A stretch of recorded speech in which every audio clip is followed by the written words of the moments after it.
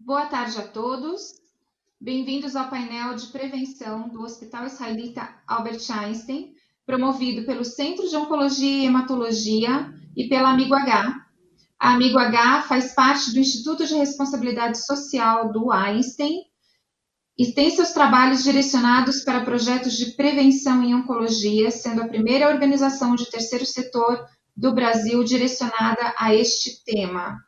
Hoje nós vamos receber 3 speakers importantes nessa área, que atuam em diferentes frentes, começando pelo Dr. Alessandro Leal, que é médico oncologista pela Universidade de São Paulo, é PhD em genômica do câncer pela Johns Hopkins University e responsável pela área de medicina de precisão do Hospital Israelita Albert Einstein. Obrigada, Alessandro, seja bem-vindo ao nosso painel. Olá a todos, obrigado pela oportunidade de hoje poder conversar com vocês sobre o presente e futuro no diagnóstico precoce do câncer. Meu nome é Alessandro Leal, sou médico oncologista clínico do Hospital Israelita Albert Einstein e também responsável pela área de medicina de precisão na instituição. A gente sabe que o câncer é uma importante causa de morte devido à sua detecção tardia. Só no ano de 2018, a gente observou 18 milhões de diagnósticos, com 9,5 milhões de óbitos. A tendência é crescente até o ano de 2040, segundo os dados da Golocan, tanto de incidência quanto mortalidade. E para a maioria dos cânceres, o diagnóstico, infelizmente, ainda se dá em estágios avançados da doença, o que colabora para a sua maior mortalidade e baixa taxa de cura. A gente também sabe que a detecção precoce salva vidas e parece ser custo-efetiva. Detecção precoce pode salvar de 4 a 6 milhões de vidas a cada ano.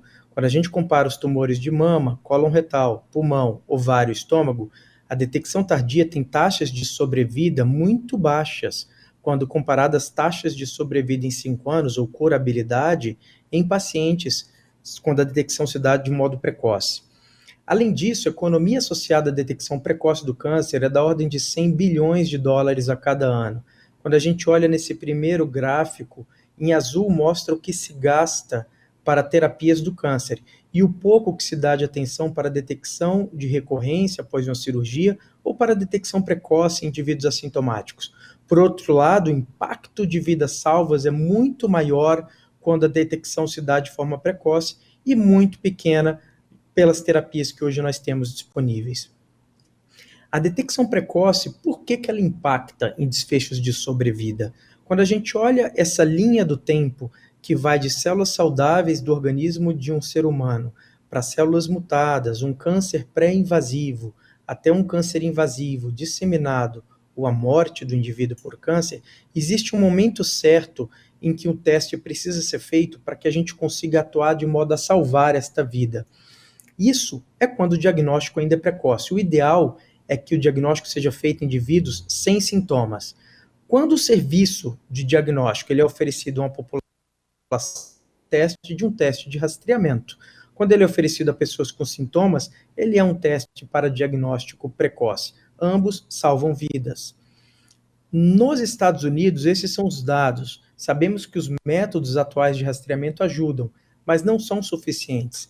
Mamografias são usadas por apenas 62% de todas as mulheres que precisam desse exame. No Brasil, esses números às vezes são inferiores até a 10%, dependendo do estado.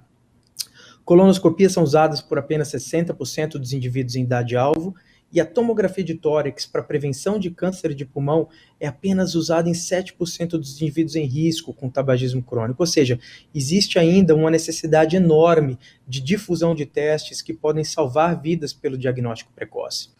Sabemos também que programas de rastreamento impactam diretamente em sobrevida global.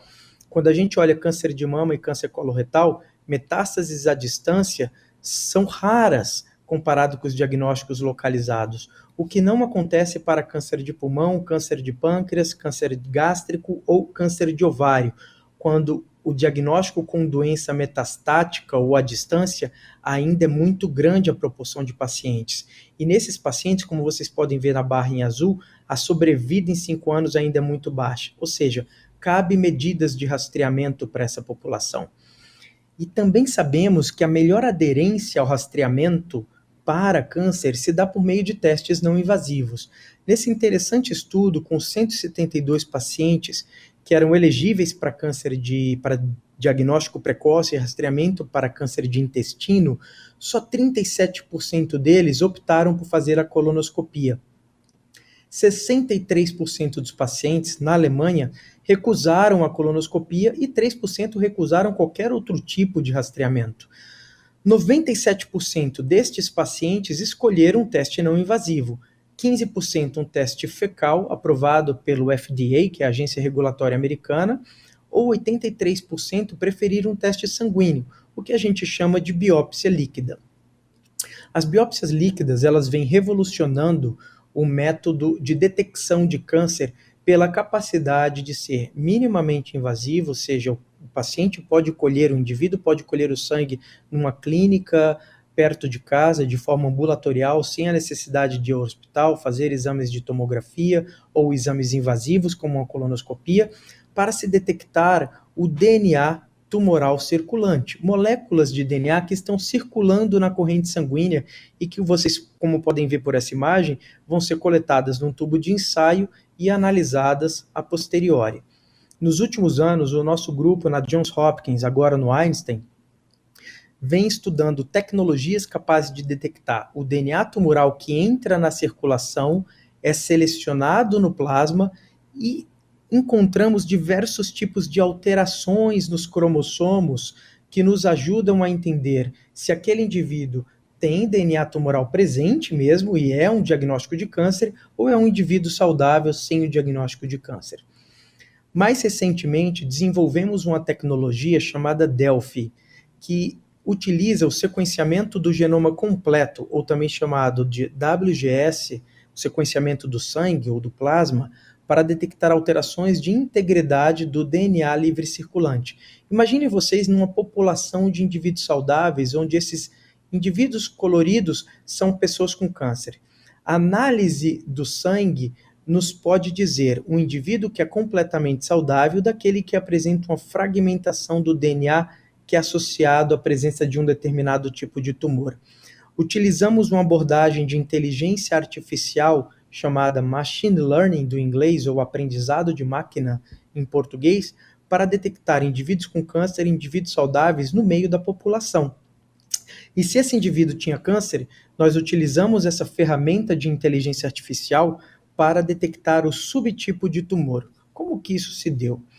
Inicialmente, nós olhamos pacientes com câncer de pulmão, indivíduos saudáveis, e vimos o padrão de fragmentação do DNA no sangue. Reparem como ele é bem homogêneo em indivíduos saudáveis, e ele se transforma completamente caótico e anormal em pacientes com câncer de pulmão, mostrando que essa é uma estratégia inteligente de se detectar câncer com uma simples coleta de sangue.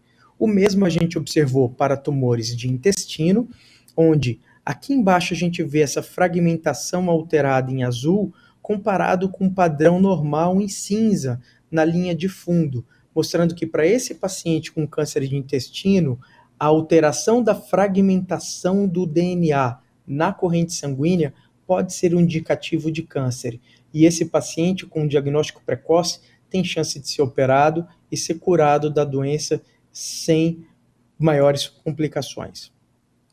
Resolvemos então estudar uma população maior, uma população com cerca de 450 indivíduos, onde 215 eram indivíduos saudáveis, e a gente observa um padrão de normalidade do DNA no sangue em todos os cromossomos. Aqui em cima nós vemos os números dos cromossomos de 1 até 22. Nós temos 22 pares de cromossomos no nosso DNA.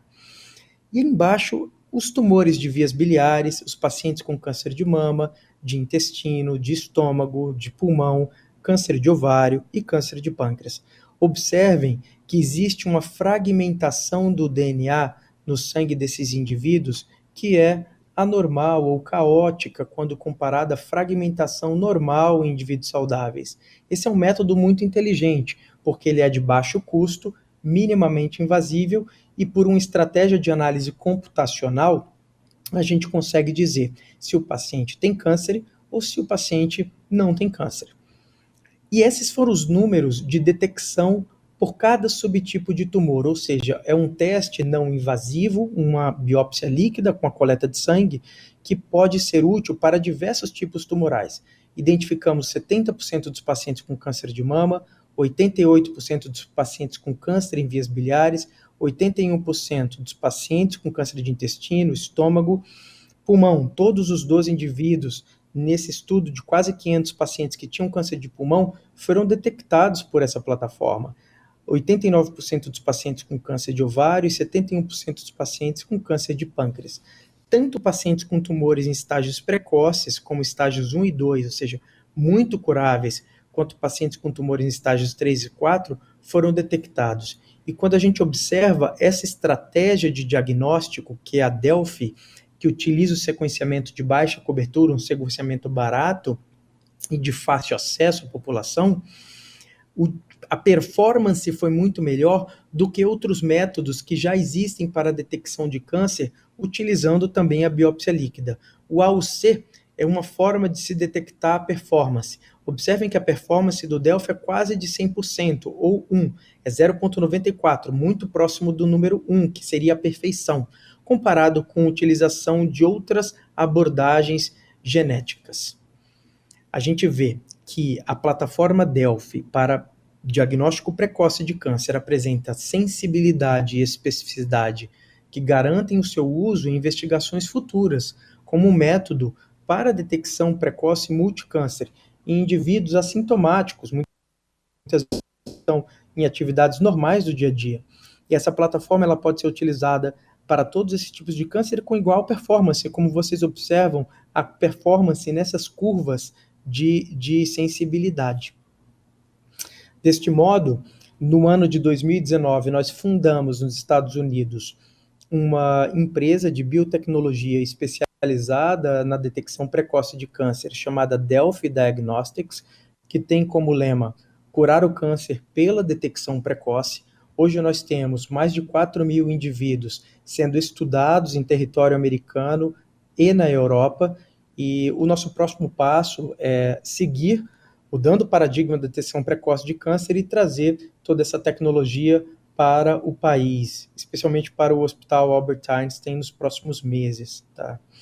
Existem também outras tecnologias multicâncer, para detecção multicâncer em fase avançada de desenvolvimento, como a gente observa nessa imagem, os indivíduos que não têm câncer e os indivíduos com câncer de pulmão, por exemplo, que participaram desse estudo americano, onde teve-se detecção da ordem de 75% a 100% de pacientes com câncer de pulmão, estágios 2 a 4, ou seja, é uma ferramenta útil para diagnóstico de câncer de pulmão e outros cânceres, como esse teste da Grail, e temos que aguardar agora as cenas dos próximos capítulos, com relação à expansão desses testes e aprovação pelas agências regulatórias e o uso na prática médica. Essas são minhas considerações finais. Sabemos que a detecção precoce do câncer, ela impacta diretamente na mortalidade da doença. Os métodos atuais de rastreamento, como a colonoscopia, a tomografia para o câncer de pulmão, a mamografia para o câncer de mama, elas são eficazes, mas apresentam níveis de aderência, ou seja, os pacientes, eles não são muito aderentes a esses métodos. Os métodos, as aderências são abaixo do esperado e não capturam sinais de outros tumores em outras localizações, como cérebro, ovário, pâncreas, e aí vem a biópsia líquida, como uma tecnologia que incorpora perfis de fragmentação, metilação do DNA, ou seja, alterações da genética do tumor no sangue, que pode ser capturada informação no sangue, para ajudar na identificação de tumores ainda nos estágios iniciais da doença, mesmo naqueles indivíduos que sejam assintomáticos. Eu agradeço a oportunidade, novamente, de poder mostrar para vocês um pouco de uma nova metodologia para a detecção de câncer por meio de um método não invasivo, simples e de fácil acesso. Esses são meus contatos, por favor, fiquem à vontade para tanto me mandar um e-mail ou me ligar, estarei à disposição para esclarecer qualquer dúvida. Muito obrigado. O próximo convidado é o Fábio Romano. Ele é coordenador do programa de Survivorship do Hospital Israelita Albert Einstein, coordenador da pós-graduação em Ciência e Estilo de Vida e também professor da pós-graduação em Saúde Integrativa e Bem-Estar do Hospital Israelita Albert Einstein. Muito obrigada, Fábio, por sua presença. Oi, é um prazer enorme estar aqui. Estou muito feliz com a oportunidade. Obrigado pelo convite e parabéns pelo evento. Eu sou o Fábio Romano, sou terapeuta integrativo e coach de saúde da oncologia do Hospital Albert Einstein. Por 7 anos eu fui terapeuta da equipe de medicina integrativa e há 1 ano e meio coordeno o programa Survivorship, para pacientes que terminaram o tratamento e têm algum tipo de dificuldade de retomar a vida.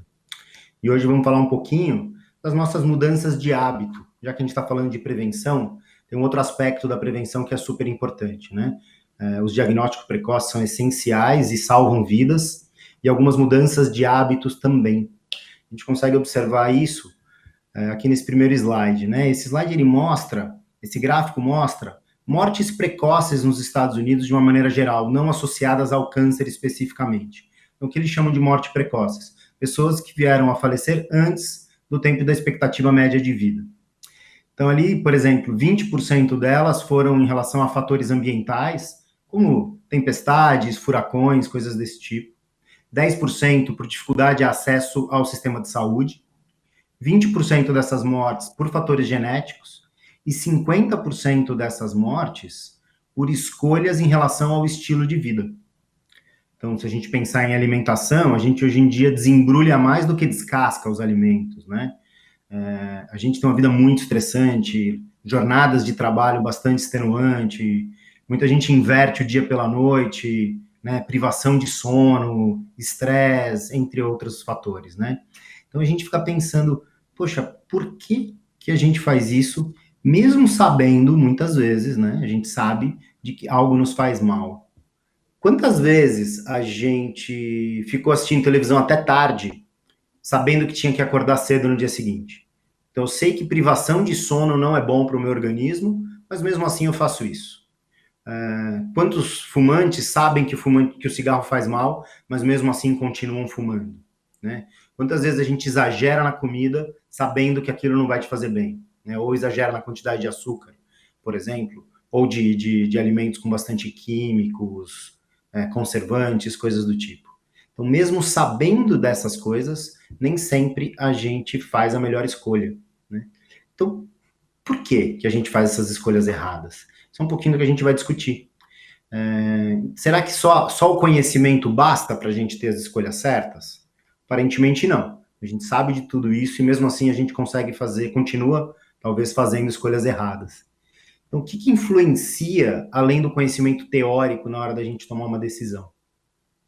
Tem 2 fatores muito importantes nisso. Um deles é o prazer imediato. São as ocitocinas aí do organismo, um hormônio relacionado à sensação de prazer, relacionado à socialização. Ele é muito liberado no corpo em alguns momentos, como, por exemplo, o orgasmo, como, por exemplo, cantar em voz alta, como, por exemplo, fazer atividade física. Tem alguns momentos que a gente libera, né?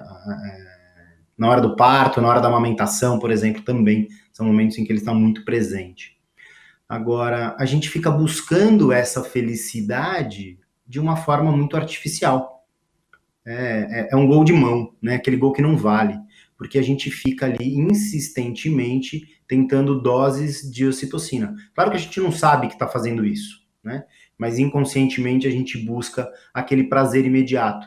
Então é quando a gente não consegue falar não para um alimento mais calórico, é quando a gente não consegue falar não para um filme até mais tarde, ou para um momento de lazer, sabendo que isso vai ter um impacto ruim a médio prazo, ou logo no dia seguinte, né? Não precisa nem ser a médio prazo.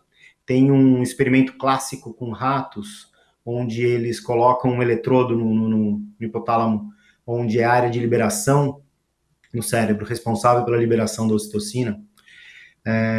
E toda vez que o ratinho descobre, né? Ele descobre que se ele pressionar uma alavanca dentro da gaiola que ele está, esse eletrodo é ativado, ele não sabe do eletrodo, mas ele clica na alavanca e tem uma liberação de ocitocina. Ele sente bem. E aí ele vai lá de novo na alavanca, ele vai de novo na alavanca, e eles fazem centenas de vezes numa hora. Alguns ratos, a grande maioria deles, chegou a morrer por inanição. Então, eles pararam de comer e beber água por conta daquele prazer. Então, eles começaram a ignorar as outras coisas da vida. Então, será que alguns de nós não faz isso, de certa forma? Quando a gente fica na compulsão por um determinado alimento, ou enfim, qualquer outra compulsão que esteja trazendo um prazer momentâneo, que busca de felicidade é essa, né? Isso é uma coisa para a gente refletir a respeito. Mas certamente a liberação de ocitocinas tem uma forte influência na nossa tomada de decisão e de forma inconsciente. E o outro mecanismo também inconsciente é a sobrevivência.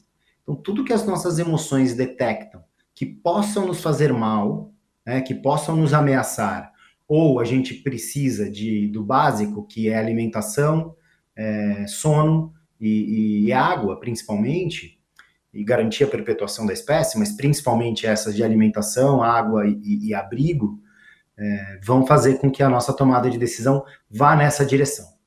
E o inconsciente não sabe que a gente tem acesso a um armário cheio de comida, que a gente pode comprar no supermercado a hora que a gente precisa, né?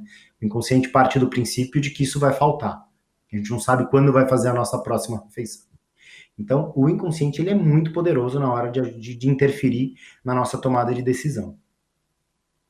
Então, essa tomada de decisão, ela é feita, na verdade, assim, de uma forma racional, onde o cérebro tenta fazer uma análise das possibilidades que a gente tem e decidir entre essas alternativas, levando em consideração o estado do corpo, o mundo externo, o que eu tenho aqui disponível no ambiente, está perigoso, não está perigoso, e as experiências passadas, que estão armazenadas, são as nossas memórias.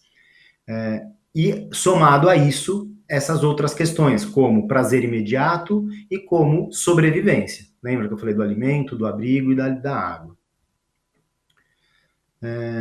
Então, a gente tem que decidir dentre dessas alternativas, só que balanceando entre esses dois aspectos, o racional e o emocional, na verdade. Por que eu falo emocional? Que eu chamei de inconsciente até então. Porque a parte do cérebro que vai fazer isso é o chamado sistema límbico. É a área do cérebro que é também chamada de cérebro emocional. Então, às vezes, vem uma decisão que não foi racional. Quem que tem cachorro sabe disso. Vai na pet shop ali para comprar ração e chega em casa com a ração, com a coleira, com a roupinha, com um potinho novo de água, com meinha, com tudo que não precisava comprar. Ou criança pequena, né? Você vai numa loja de artigos para bebês e você sai de lá com muito mais coisa do que você precisava. Porque tem um fator emocional ali muito forte na hora de ajudar a gente a decidir.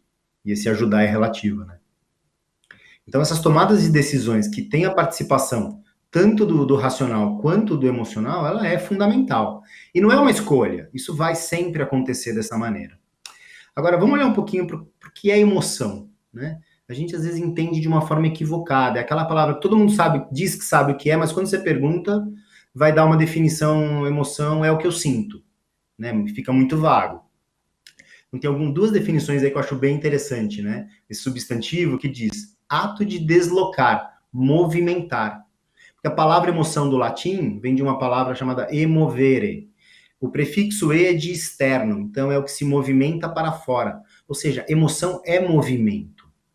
Então, a segunda definição. Emoção é um conjunto de impulsos neurais, reações a estímulos ambiental ou cognitivo, porque é isso, às vezes você vê uma coisa, uma cena, que te provoca uma emoção. Às vezes você lembra de uma imagem que te provoca uma emoção também. Por isso que eu coloquei estímulos ambientais ou cognitivos, que produz tanto experiências subjetivas quanto alterações neurobiológicas significativas. Está associada ao temperamento, personalidade, motivação, tanto reais quanto subjetivas. Primeiro, a gente sente, isso é corpo. A emoção, ela é uma experiência corporal e não mental. Os sentimentos é como a gente interpreta aquilo que a gente sentiu no corpo. Então, é o nó na garganta, é o aperto no peito, é o frio no estômago. Isso são as emoções. E como a gente interpretou, recebeu essas informações físicas, é o que nossa mente vai trabalhar em cima dessa informação, é o que a gente chama de sentimento. Então, primeiro a gente sente, tô com um aperto no peito. Depois a gente nomeia, isso aqui pode ser angústia. Por quê? Porque eu estou preocupado com tal coisa, mas é uma coisa super subjetiva. Não é real, não é palpável, isso me traz angústia. Da onde vem isso? E aí você começa a elaborar, até possivelmente ressignificar, dar um novo significado a ela. E isso, é um processo racional. Mas o primeiro start, o gatilho, ele é totalmente físico. Ele não é psicológico, ele não é mental, ele é físico, né? Então, ela é extremamente importante, essas emoções, no nosso mecanismo de sobrevivência. ela influencia a racionalidade, porque na hora da gente fugir do leão, na hora de um predador tentava pegar a gente, como a gente viveu durante milhares de anos desta forma, se a gente pensar na Revolução Industrial para cá, que a gente tem uma vida mais rural, em termos de evolução de uma espécie, o tempo da Revolução Industrial para cá é muito pequeno, é muito insignificante. A gente vai demorar muito mais tempo para ter evoluções adaptativas, né? Então, se a gente pensar naquela situação que você tem que fugir de um predador, você precisa do emocional. A emoção vem para te dar uma resposta rápida numa hora necessária. Você não pode pensar, nossa, deixa eu calcular a velocidade do leão, deixa eu ver para cá se eu tenho uma montanha, se ali é plano, ou se é melhor eu subir na árvore. Quando você pensou isso, o leão já te pegou. Não dá tempo, você não pode pensar, né? Então as emoções estão aí para garantir a nossa sobrevivência, para você conseguir ter uma resposta rápida. E o ideal é que essa resposta seja associada ao córtex frontal, ou seja, a parte lógica e racional do nosso cérebro. Então, a grande maioria das decisões são emocionais.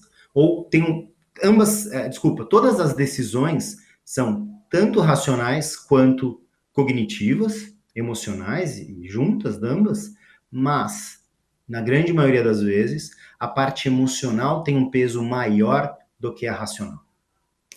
E aí tem um neurocientista fabuloso que fala das emoções, Antônio Damasio, e ele traz uma frase que diz assim: a nossa vida, a nossa organização social, elas são um reflexo da nossa organização básica afetiva.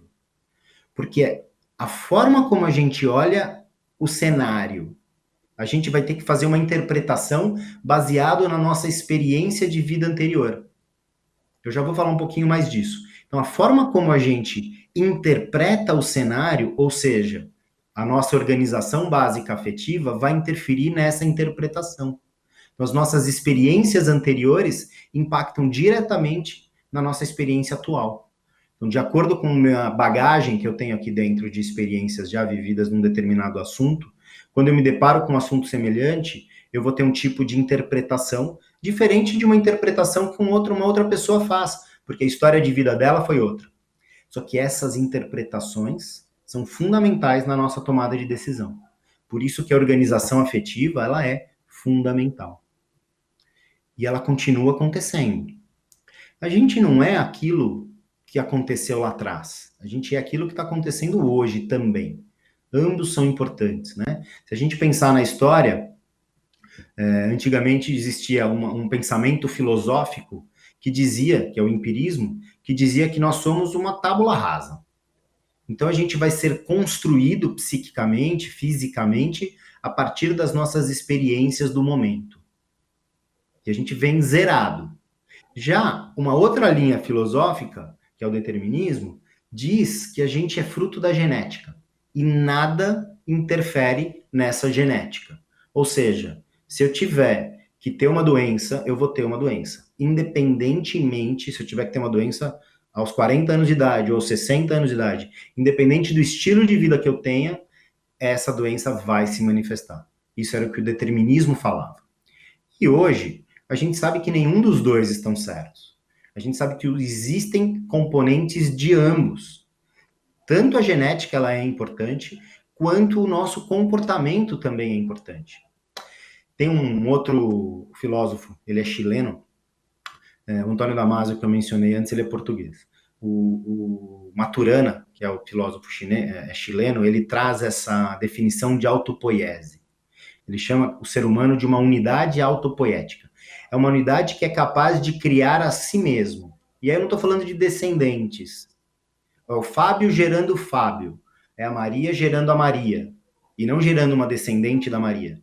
Ela gera a si própria. Por exemplo, a nossa pele se regenera. Nosso fígado se regenera. O nosso corpo se regenera. Mas então a gente pensa, nessa regeneração, por que eu não continuo com a mesma pele de bebê que eu tinha quando eu era um bebê? Por quê? Né? Aí tem a última linha do slide, né? A autocriação. A mais B não dá A mais B. Dá A mais C. Por quê? Porque eu estou sendo interferido e impactado pelo ambiente.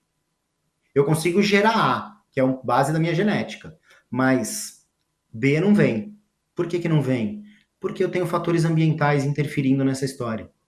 Então, a gente cria a si próprio a partir do potencial genético, porém interferido, impactado diretamente pelas nossas experiências vividas a cada momento.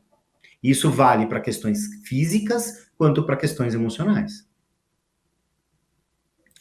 Então, na verdade, as emoções são um conjunto, aí, um sistema bem complexo de comunicação do corpo e da mente. E isso interfere, isso vai ajudar a gente a ler o ambiente e interferir na nossa tomada de decisão. Ela ajuda a perceber as nossas necessidades, ela ajuda a perceber os nossos desejos.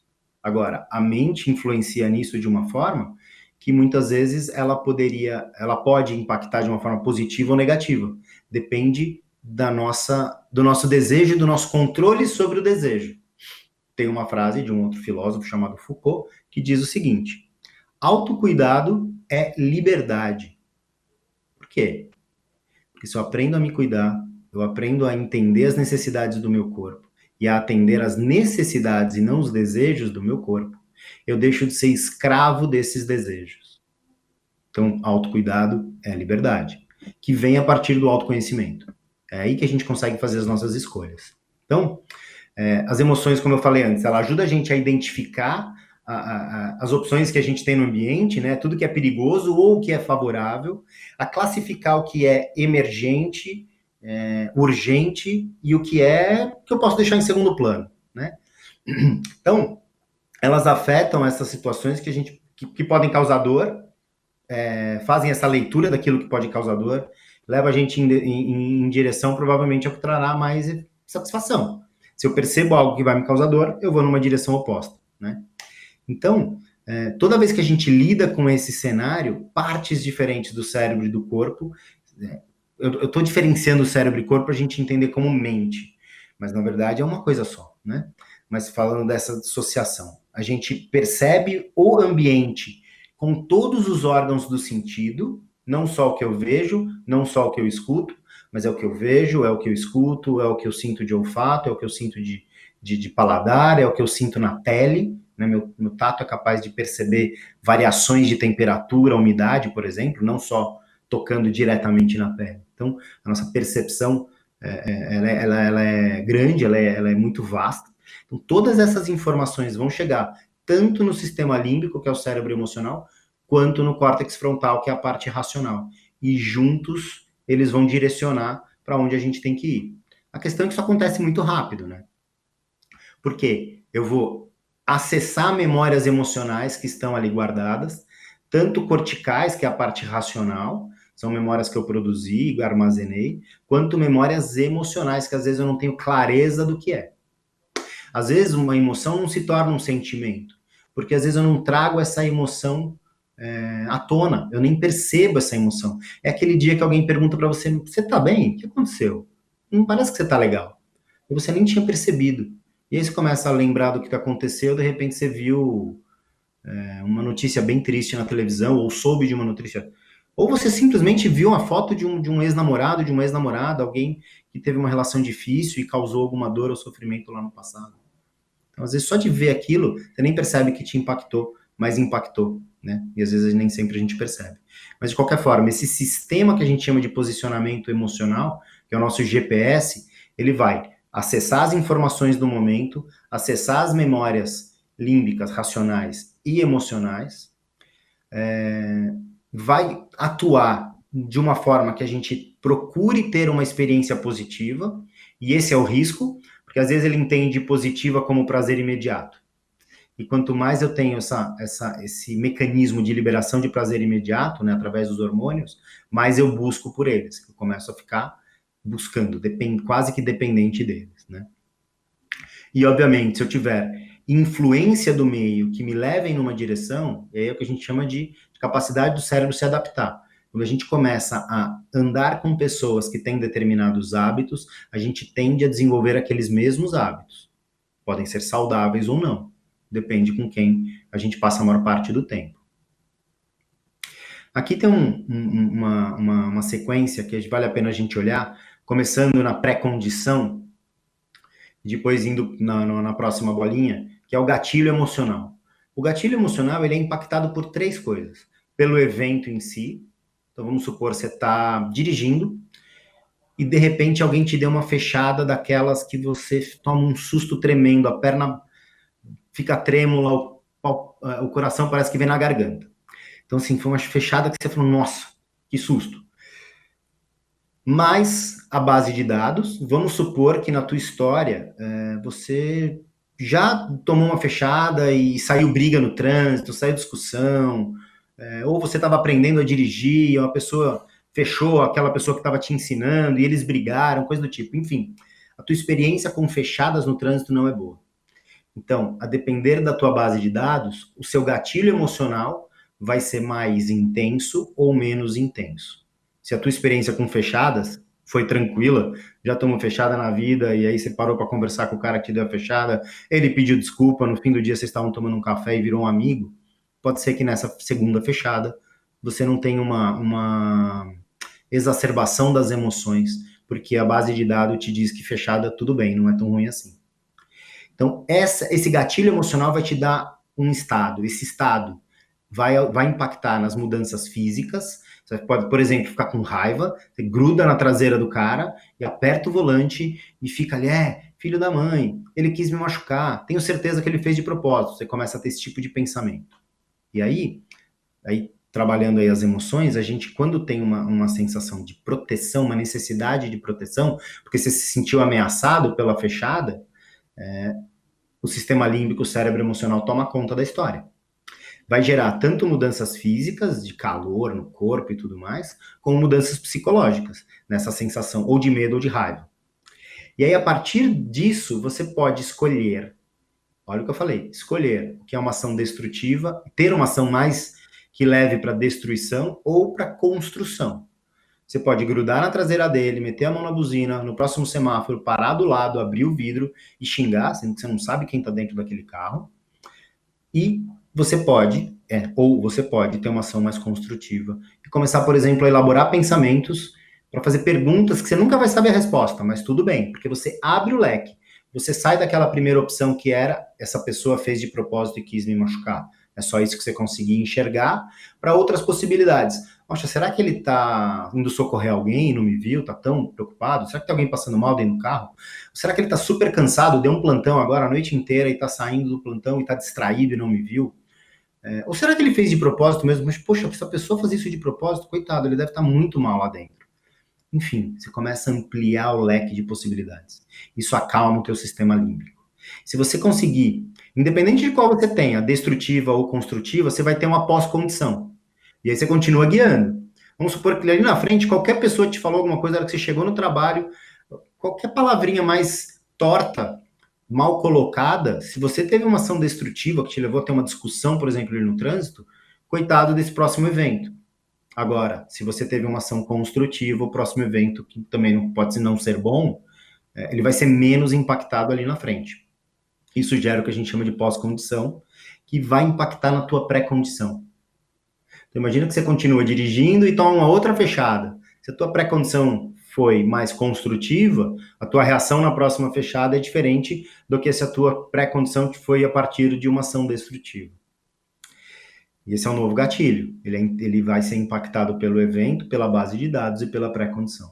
O evento e base de dados a gente não tem como mexer, mas a pré-condição a gente tem. Então, imagina que você está tomando essa fechada, também acabou de sair de um plantão super difícil, ou acabou de sair de uma discussão com alguém, um momento difícil. Ou está subindo da praia, num fim de semana gostoso de férias, com uma pessoa agradável, enfim, está num momento bom. A tua reação vai ser diferente. Então, a gente pode cuidar das nossas pré-condições. Se eu tenho momentos mais agradáveis, com maior constância, ou seja, eu gosto de brincar com o meu cachorro, então eu vou acordar mais cedo para brincar com o meu cachorro, ou com os meus filhos, enfim, eu vou ter um hobby, eu vou ter um lazer. O que eu puder fazer para estar num estado melhor no meu dia a dia, porque eu nunca sei quando os eventos vão acontecer, melhor vai ser, porque eu vou ter um gatilho emocional menor. Outra coisa, eu tenho outras fontes de prazer que não levadas àquela condição imediata. Então, eu preciso do doce, ou eu preciso de uma adição, seja do álcool, ou seja do tabagismo, ou seja, inverter o dia pela noite. Ou seja, se eu tenho uma pré-condição agradável, que eu tenho momentos de hobby, de prazer, eu tenho meu nível de ocitocina adequado no meu corpo. Eu não preciso fazer essa busca de uma forma que eu fico escravo desses gatilhos de dopamina. Eu estou dando exemplo da dopamina para simplificar, que ele é o principal hormônio nesse sentido, mas não é o único, tá? Então, é isso que eu queria trazer para vocês, para a gente enxergar um pouquinho de como acontece a nossa tomada de decisão. Ela é tanto racional, mas ela é primariamente emocional, e a gente ignora isso. Então, vamos cuidar das nossas relações, vamos cuidar do nosso estado basal, para que quando a gente tiver que decidir entre um alimento saudável e um que tem um alto índice calórico, eu consiga optar pelo saudável, porque eu não dependo daquele açúcar que o calórico vai me dar naquele momento. É só uma forma de simplificar toda a nossa conversa. Então é isso que eu queria trazer para vocês. Obrigado pela oportunidade, obrigado pela atenção. E agora a gente vai abrir para perguntas. Se quem quiser aproveitar esse momento com nós todos aqui para a gente discutir, aprofundar um pouquinho mais o conhecimento de forma direcionada às curiosidades de vocês. Obrigado. E o nosso último convidado é o Dr. André Carvalho. Ele é pesquisador da Agência Internacional de Pesquisa em Câncer da OMS, a IARC.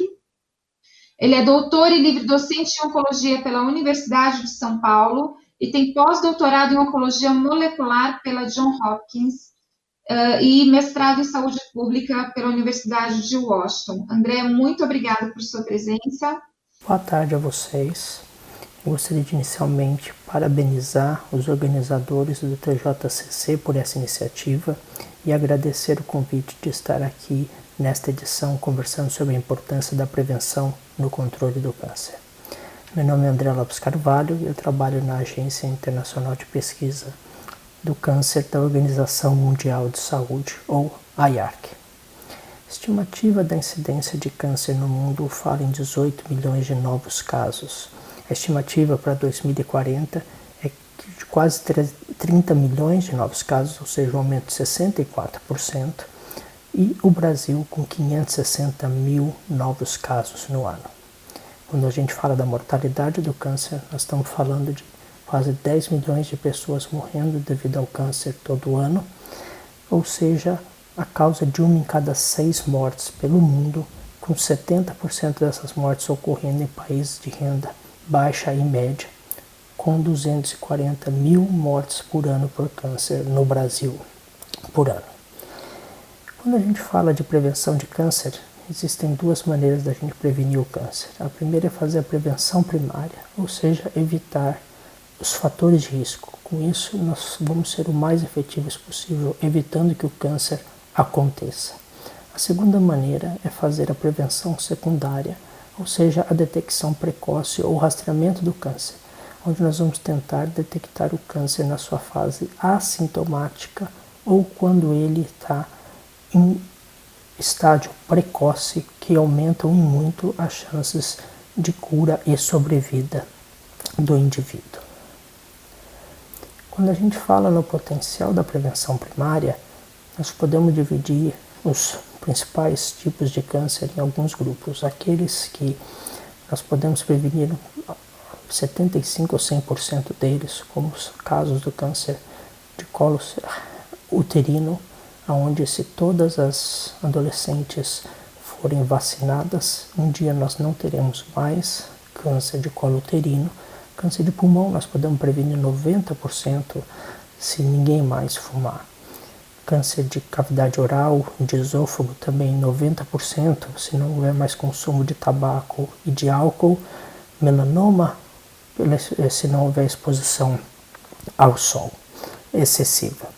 Nós temos outros cânceres que a gente pode prevenir por volta de 25% a 74% dos casos, como é o caso do câncer coloretal, que está muito baseado em dieta, e outros aqui colocados, mas nós também temos aqueles cânceres que menos de 25% deles podem ser preveníveis. Esse, na maioria, com exceção da próstata, que a gente não tem como prevenir, são cânceres que são mais raros. Então, o potencial da prevenção primária tem um impacto muito grande. A segunda maneira, quando a gente fala de rastreamento de câncer, nós estamos falando principalmente daqueles 3 cânceres onde há evidência de que fazer o rastreamento da população diminui a mortalidade sem causar tantos danos, que é o câncer de mama, o câncer de colo de útero e o câncer coloretal. Esse aqui é o website do IARC que fala sobre rastreamento do câncer. Uma coisa importante, então, para a gente saber é como é que isso funciona na prática, como é que esse impacto todo acontece. Esse é um estudo feito com dados brasileiros, tentando ver qual é o fator que a fração atribuída da população do câncer devido a estilo de vida, infecções, exposição ocupacionais e agentes ambientais.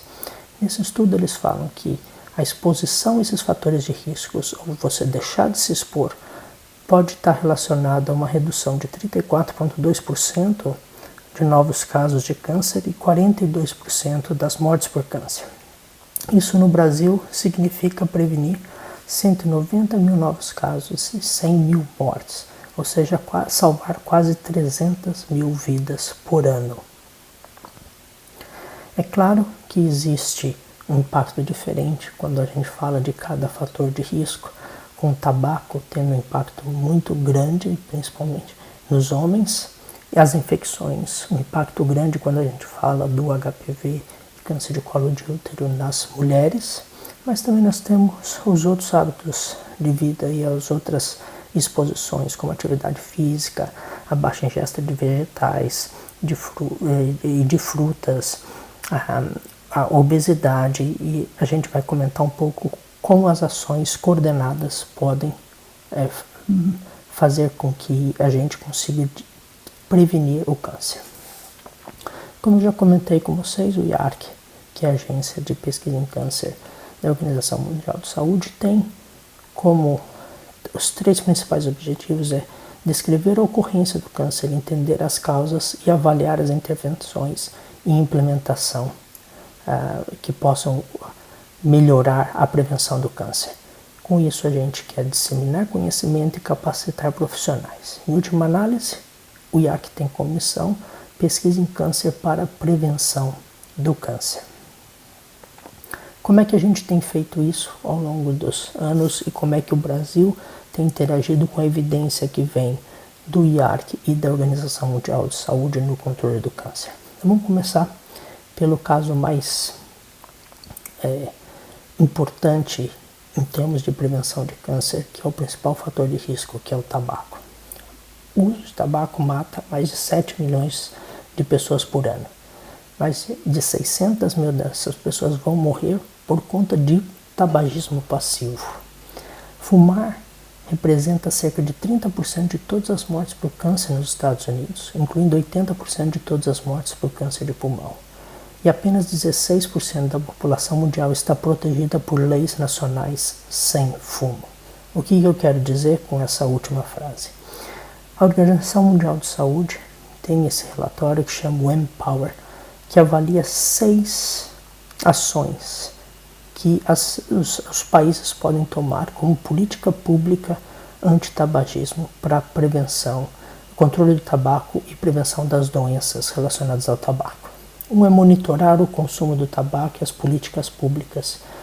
A outra é oferecer ajuda para quem quer parar de fumar, aumentar os impostos sobre o tabaco, prevenir as pessoas de iniciar o tabagismo, orientar sobre os perigos do tabaco e proibir o marketing.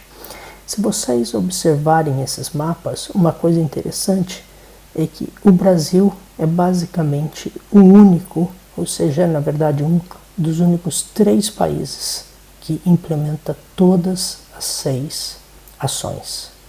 Nenhum outro país faz isso e a gente vê que cada ação varia muito no mundo inteiro. Ou seja, de novo, o Brasil indo à frente no controle de tabaco, a gente sabe que essa é uma iniciativa forte no Brasil. E isso paga-se com resultados. Você tem bastante resultados que você pode ver.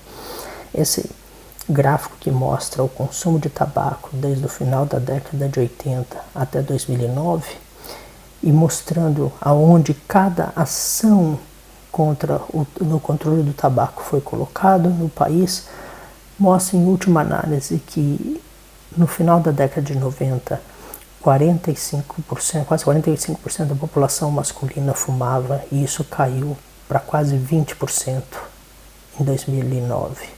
Entre a população feminina você tinha mais de 25%, e isso caiu para 12%. Mais importante é que essa queda continua acontecendo. Em 2018, você tem menos de 10% da população adulta consumindo tabaco. E o mais importante, quando a gente vê nesse gráfico vermelho, que é a quantidade que se fuma, a gente vê que no começo se acompanhavam as duas, e num dado momento você começa a vê-las se distanciando, mostrando que além de nós termos menos tabagistas, os tabagistas estão fumando menos cigarros. E isso é um excelente sinal de que políticas de controle de tabaco funcionam, e o Brasil é um exemplo disso. Outra maneira, um outro exemplo que tem da participação do IARC e da OMS em medidas de controle do câncer, e que o Brasil é exemplar, é a história das câmeras de bronzeamento artificial. Aqui duas fotos, porque eventualmente vocês nunca viram uma, e eu vou explicar por quê. Em 2006, o IARC fez um grupo de trabalho onde mostrou um risco de melanoma aumentado em 75% com o uso de câmeras de bronzeamento artificial antes dos 30 anos de idade. Em 2009, reforçou que as câmeras de bronzeamento artificial causam melanoma de pele e de olho. Com essa evidência, o que aconteceu? Vários países proibiram esses aparelhos, botaram legislação proibindo o uso por menores de 18 anos, e também campanhas de saúde pública contra o uso do aparelho.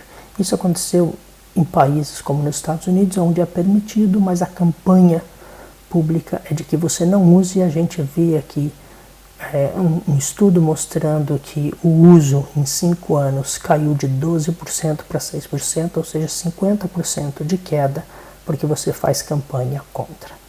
Mas o mais interessante é que o Brasil, de novo, ao ver essa evidência gerada pelo IARC e a recomendação da Organização Mundial de Saúde, em 2009 assumiu uma proibição nas câmeras de bronzeamento. Então nós não temos câmera de bronzeamento no Brasil. E isso é mostrado de novo como exemplo a seguir no mundo inteiro, a lei brasileira. Mais uma vez, quando nós colocamos todos os atores alinhados e a evidência científica, o Brasil normalmente toma a liderança e assume posturas de política de controle contra o câncer. Nós vamos falar de algumas coisas um pouco mais complicadas que a gente sabe que estão relacionadas ao câncer, estão relacionadas ao hábito de vida, e é mais difícil de se modificar. Estatísticas mundiais sobre excesso de peso e obesidade mostram que os adultos acima de 18 anos, 2 bilhões no mundo inteiro quase, ou seja, 49% da população mundial tem excesso de peso, contando com 650 milhões que são considerados obesos, ou seja, 13% da população mundial. E é importante dizer que nessa análise de tendência de 75 a 2016, ou seja, em 40 anos, a prevalência da obesidade quase que triplicou. Infelizmente, quando a gente vê crianças e adolescentes, a gente vê que essa tendência também está indo mal. Nós temos crianças de 5 anos ou mais, 41 milhões de sobrepeso, obesos no mundo. Nós temos entre crianças e adolescentes de 5 a 19 anos, 360 milhões de sobrepesos ou obesos. E na tendência de 40 anos, a gente vê que no grupo de 5 a 19 anos, isso aumentou de 4% para 18%. Novamente, o IARC tem colocado evidência sobre como vocês não se manter em forma e evitar a obesidade te previne contra o câncer, mas também estudos dizendo como alguns tipos de alimento aumentam o risco para o câncer. Mas mesmo com essa evidência, e mesmo a gente sabendo que a obesidade está diretamente ligada a um aumento da ingesta de alimentos calóricos e a uma baixa atividade física, a gente vê que diferente do tabaco e da câmara de bronzeamento, nós não vemos políticas públicas no Brasil para ajudar a reverter essa tendência, que é uma tendência mundial, e a gente depender do indivíduo para mudar o seu estilo de vida é um tanto quanto difícil de atingir. Nós sabemos quais são as ações globais para prevenir sobrepeso e obesidade. A gente sabe que a gente tem que diminuir ou limitar a ingestão de gordura total, com preferência para gorduras não saturadas. Nós temos que diminuir o consumo de açúcar e sal, nós temos que aumentar o consumo de frutas, vegetais, legumes, grãos integrais e nozes. Nós temos que gerenciar impostos e subsídios alimentares para promover uma dieta mais saudável, mas novamente isso não acontece como uma política pública de saúde. Nós também sabemos que a atividade física é importante, mas uma atividade física regular, que crianças deveriam ter atividade física pelo menos por 60 minutos por dia, e que adultos deveriam ter por pelo menos 150 minutos durante a semana. Mas a gente vê que isso acontece cada vez menos.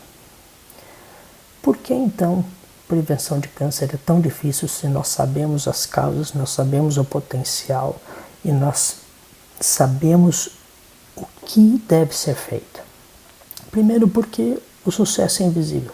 Se você fizer tudo certo, você está prevenindo algo que você não tem certeza se você teria ou não, e você, de qualquer maneira, deixou de ter a doença.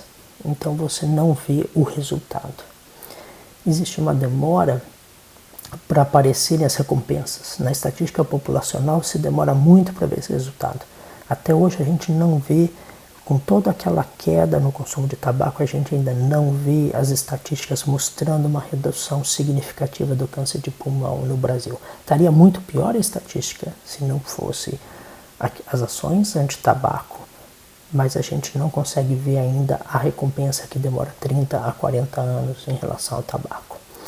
Os benefícios frequentemente não se acumulam para quem paga pela prevenção, ou seja, do ponto de vista político, você fazer toda essa campanha, você não vê um resultado enquanto você ainda está administrando.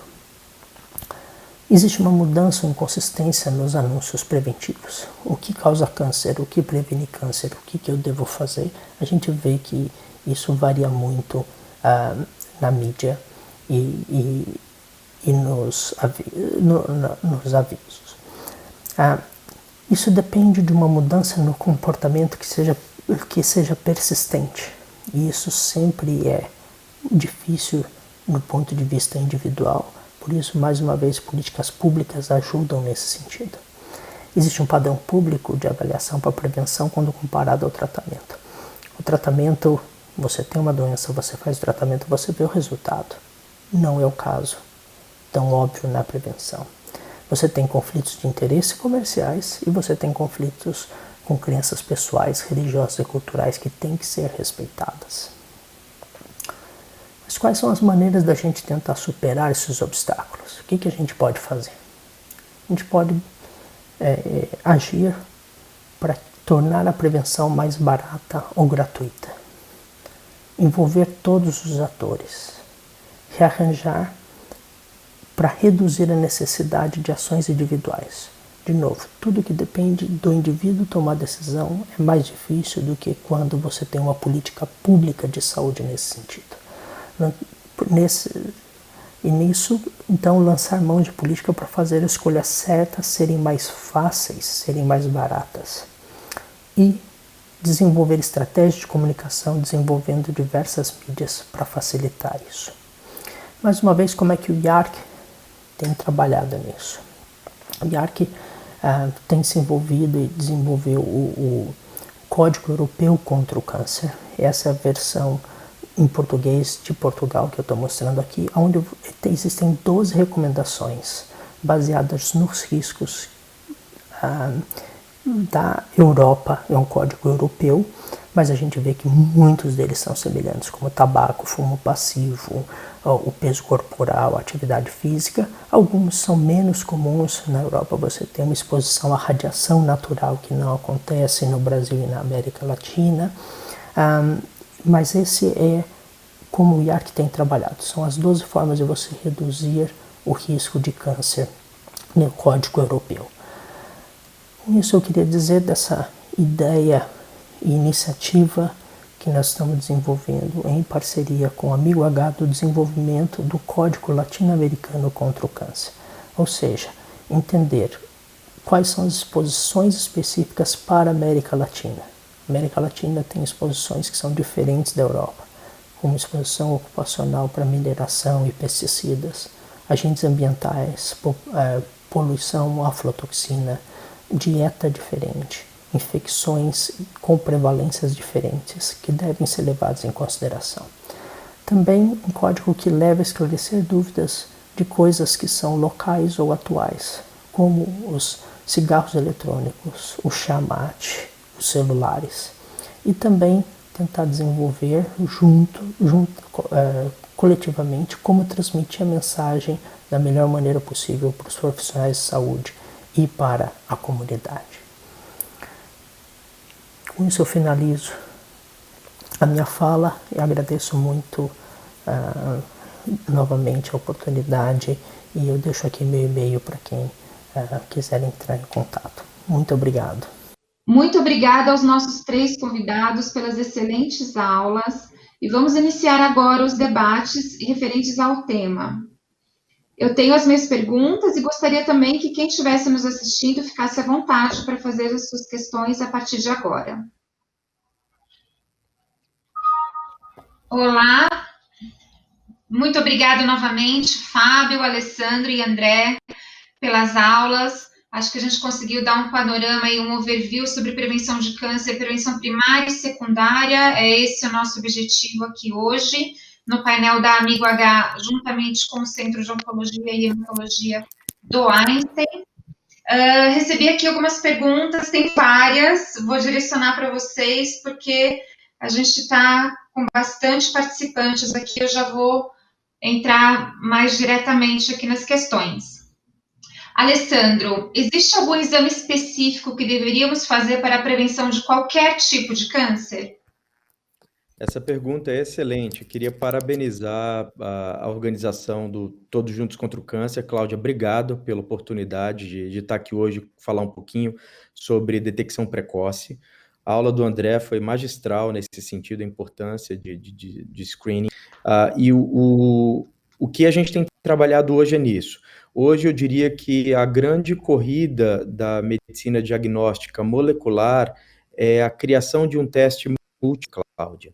Não tem hoje um teste específico que detecte todos os cânceres ou a maioria dos cânceres humanos em fases precoces. No entanto, tem uma empresa americana chamada que foi fundada pela Google há cerca de 5, 6 anos atrás. E essa empresa ela conduziu um estudo com mais de 15 mil indivíduos participantes nos Estados Unidos.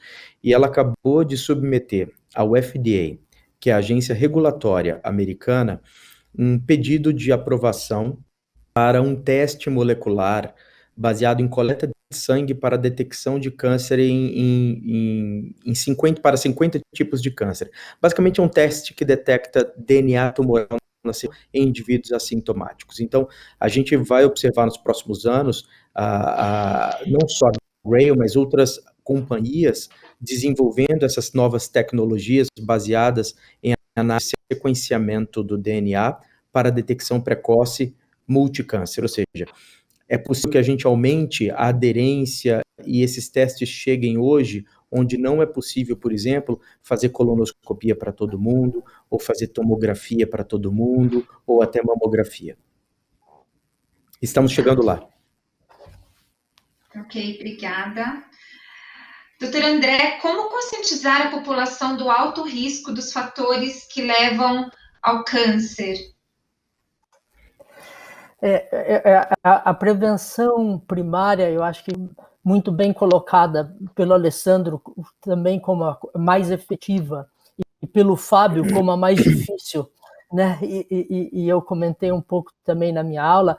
Eu acho que mudar o estilo de vida é muito complicado, principalmente quando você recebe endorfina, recebe oxitocina, entendeu? E tem aquele prazer imediato, como o Fábio bem colocou, né? É por isso que eu tentei insistir que a melhor maneira da gente fazer isso é a gente brigar e advocar que nós temos que ter políticas públicas de saúde, né? Eu lembro em Nova York, quando o prefeito de Nova York falou que as escolas dos Estados Unidos estariam proibidas de vender refrigerante de 1 litro no recreio das escolas, né? E para um indivíduo tomar 1 litro de refrigerante, né? Uma criança, né? E ele foi chamado de super nanny, né? Que ele não podia se envolver nessa história e que o mercado deveria continuar permitindo isso. Então, a hora que você para imaginar que você tem escola vendendo 1 litro de refrigerante para ser consumido individualmente, né, e que ninguém quer uma política pública para reverter isso, fica muito complicado para a criança que tem o volume de 750 ou de 1 litro e por 10 centavos a mais consegue comprar 1 litro, fazer. Então, quer dizer assim, a gente tem que as coisas virem política pública. E o Brasil mostra, você entendeu, certo? Você imaginar que em 89 a gente tinha 45% da população adulta masculina fumando, e hoje nós temos 10% fumando, quer dizer assim, tudo que vem passivamente é muito mais fácil de você aderir, porque você tem menos escolhas, né? É difícil, como o Fábio colocou. Ter menos escolhas facilita. E se essas escolhas menores são mais saudáveis, isso ainda ajuda. Então, quer dizer assim, a gente não tem uma promoção de uma dieta saudável, a gente não tem uma restrição de acesso a álcool, de acesso a açúcar, de acesso a alimento processado. Então, eu diria que hoje o mais eficaz é como é que a gente faz com que políticas públicas de saúde, como tem para o tabaco, como tem para as câmaras de bronzeamento, tenha também alimentos para facilitar as escolhas corretas. Sem dúvida. E pegando o seu gancho, André, eu acho que sim, acho que a prevenção primária merece ser cercada de alguns fatores, dentre elas as políticas públicas são sem dúvida fundamentais, mas existe também a questão relacionada ao autocuidado, e aí, né, Fábio, entra a sua aula com questões emocionais envolvidas nesse processo, e eu queria te perguntar, já te trazendo uma dúvida que também é minha, a questão fundamental nesse processo, né? O processo de autoconhecimento, o processo de você buscar higiene mental mesmo. Você acha que contribui para que a gente possa ter melhor essa clareza do que a gente de se conhecer e do que a gente precisa melhorar? Bom, ótima pergunta. Claro que isso é um problema complexo e problemas complexos exigem respostas complexas, né? Não tem uma coisa simples, direta e objetiva. Quando a gente está falando nesse estilo de vida, quando a gente está falando uma proposta de estilo de vida saudável, de fato o autoconhecimento é a base para isso. Porque a partir disso eu vou entender quais são os motivadores que eu tenho para ter o comportamento A, B ou C. Porque, e aí falando um pouquinho da filosofia de novo, né? Se a gente for muito kantiano de dizer, o certo é não fumar, então eu vou aumentar o imposto sobre o cigarro, porque esse indivíduo que é tabagista, ele vai gerar um custo para o Estado lá na frente quando ele adoecer, eu estou sendo um pouco diretivo, não fuma, então se fuma vai pagar por isso. Mas o que leva essa pessoa a fumar? Quais faltas ela tem na vida dela, no estilo de vida, ou numa vida extremamente estressante, num transporte público caótico, numa remuneração limitada, etc, etc, etc, que fazem com que ela tenha uma válvula de escape no cigarro. Então, quais outras faltas ela tem na vida dela que leva ela a buscar a compulsão A, B ou C, seja o cigarro ou qualquer outra? Então, realmente é um problema complexo. Mas isso parte do indivíduo também. Eu concordo que as políticas públicas são fundamentais. Se a gente falar, então, em educação infantil, né, em ensinar a criança a se alimentar corretamente, quais os estímulos que eu dou para ela, o que eu oferto para ela no ambiente, ela é uma esponjinha nessa fase. Isso é fundamental. Mas também os indivíduos passarem a se olhar um pouquinho e falar, peraí, por que eu estou buscando isso? Se isso não me faz bem. Então, o que eu posso fazer de outra forma para satisfazer essa falta que eu tenho aqui dentro? Perfeito. Inclusive, nós fizemos um projeto na comunidade de Paraisópolis de obesidade, combate à obesidade com crianças, e percebemos a influência também que elas exercem com os pais. Então, elas mudam o cardápio da casa, né, indiretamente. Foi bastante interessante. Alessandro, quando a gente fala em biópsia líquida, existe a expectativa de algumas pessoas de que ela vai substituir alguns aparelhos, né, que a gente usa para fazer rastreamento. Então, mamografia, o colonoscópio, mamógrafo, enfim.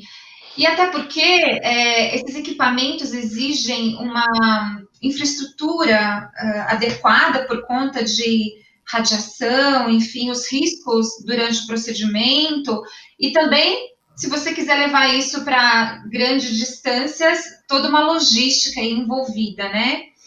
Queria te perguntar qual é a perspectiva de uma biópsia líquida substituir esses equipamentos? Essa pergunta é muito boa, Cláudia. Para alguns tipos de tumores, a biópsia líquida ela vai substituir, sim, o rastreamento, mas é óbvio, a gente precisa de populacionais que demonstrem impacto em salvar vidas. Ainda não temos esses populacionais, estudos grandes que mostram que faz um programa de rastreamento na população por meio dessa técnica para tumores, principalmente tumores letais. Vamos falar de tumores como câncer de cólon, câncer de intestino, o câncer de mama, principalmente o câncer de mama triplo negativo, é um subtipo de mama muito grave.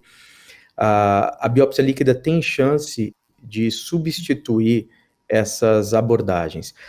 Para alguns tipos de tumor, a detecção não é fácil, porque o tumor ele não libera moléculas de DNA no sangue, mas para tipos de tumores onde há uma liberação fácil, hoje a gente já entende essa biologia, câncer de intestino e câncer de pulmão são dois tipos de tumores onde há sucesso na implementação de biópsias líquidas para outros cenários do câncer. Agora é trazer a biópsia líquida para o cenário precoce, haja vista que é um método muito específico, ou seja, pela alta especificidade do teste, você limita o número de biópsias, de punções ou de outros procedimentos fúteis. Tá? Perfeito. Obrigada. André, pegando o gancho aí de detecção precoce, de rastreamento, o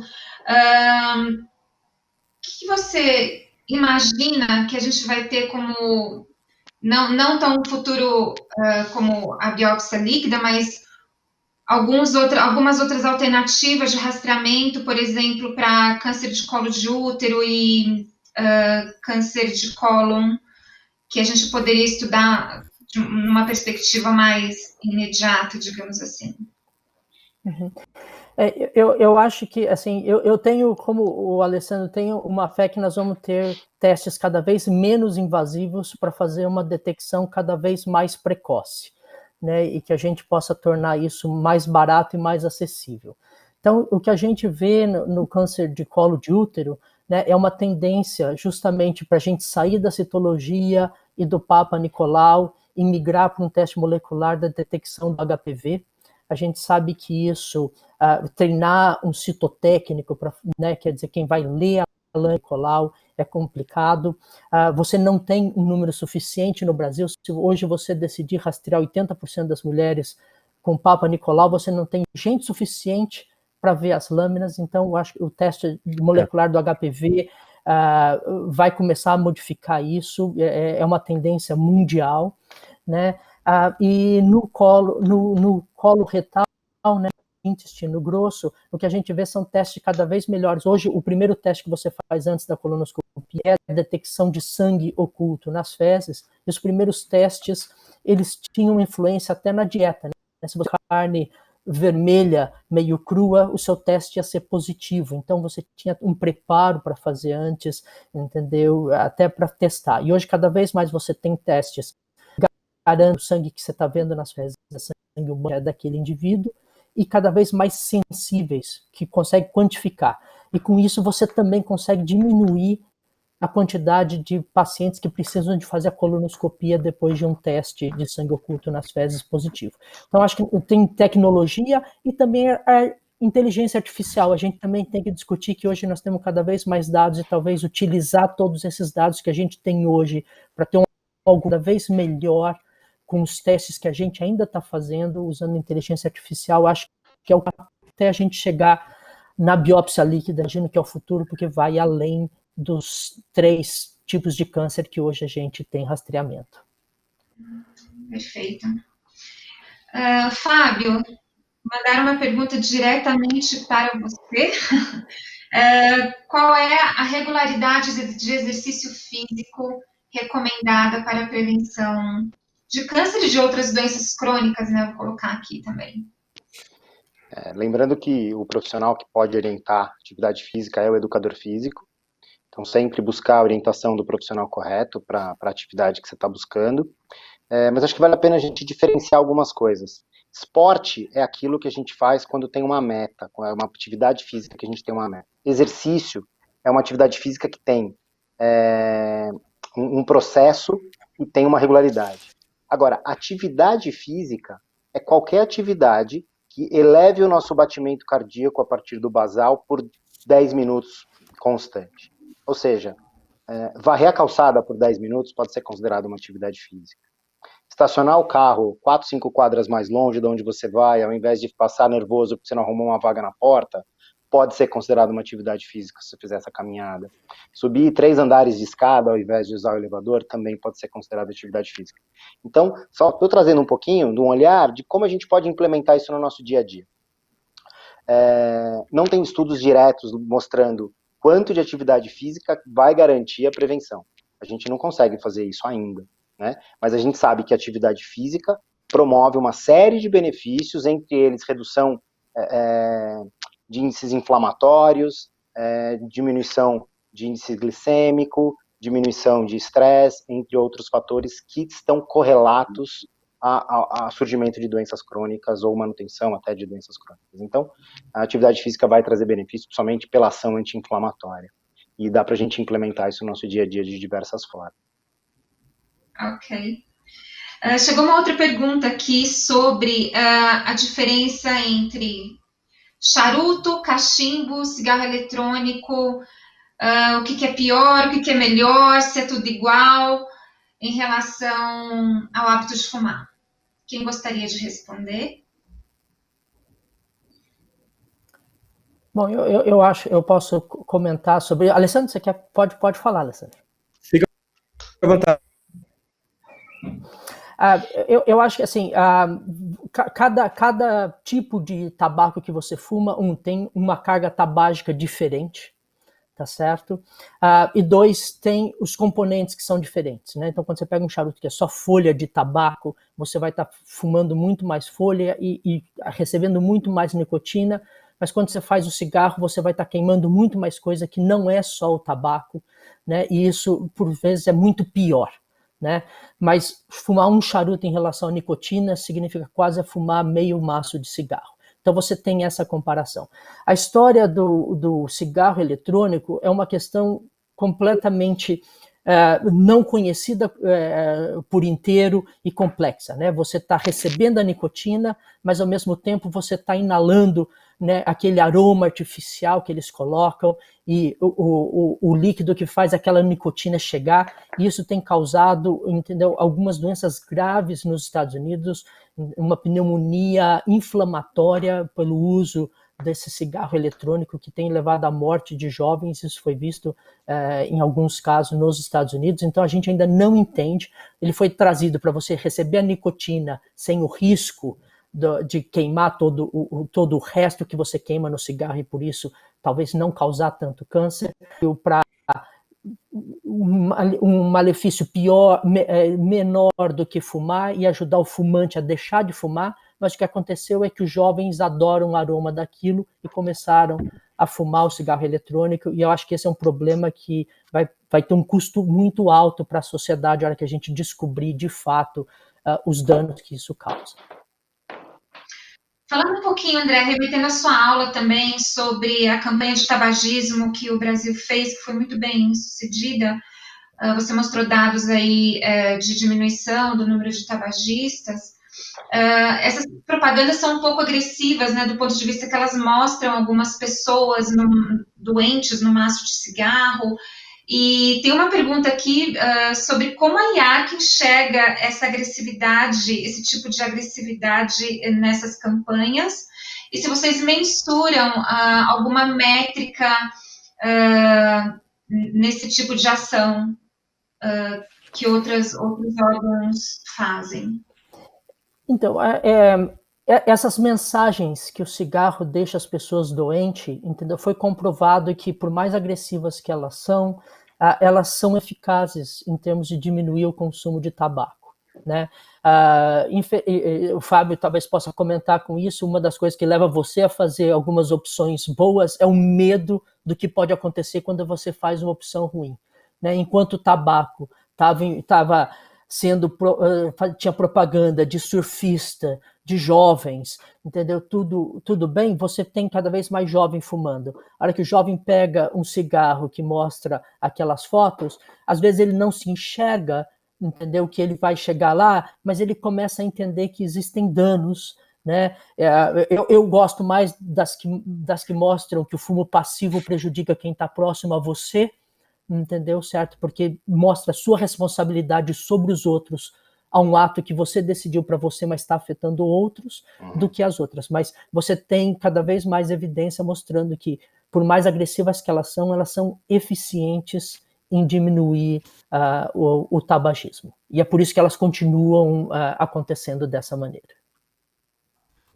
Não sei se o Fábio quer comentar alguma coisa nisso. Não, eu só queria talvez lembrar um outro aspecto dessa história, não do tabagismo especificamente, mas do álcool, né? A gente vê propaganda relacionando o álcool com praia, com pessoas saudáveis, bonitas, alegres e felizes. Mas o etilismo também pode ter grandes consequências muito graves. É um pouquinho do que o Dr. André colocou, né? Antigamente você tinha o cigarro trazendo essas imagens e hoje a gente tem o álcool, que acho que no futuro próximo a gente começa a desconstruir isso e ir na mesma direção do cigarro. Sem dúvida. O tabagismo tem muito a nos ensinar sobre isso, né? Estão pedindo aqui para a gente encerrar o nosso painel. Queria agradecer a cada um de vocês mais uma vez, Fábio, André, Alessandro. Acho que a gente conseguiu trazer informações preciosas aqui, que era o nosso objetivo, para profissionais de saúde e para a população em geral, para organizações de terceiro setor. Muito obrigada novamente, obrigada pela organização do TJCC, por esse espaço, pela oncologia do Einstein, que está promovendo esse painel junto conosco. Muito obrigada. Obrigado pelo convite. Obrigado. Obrigado pelo convite.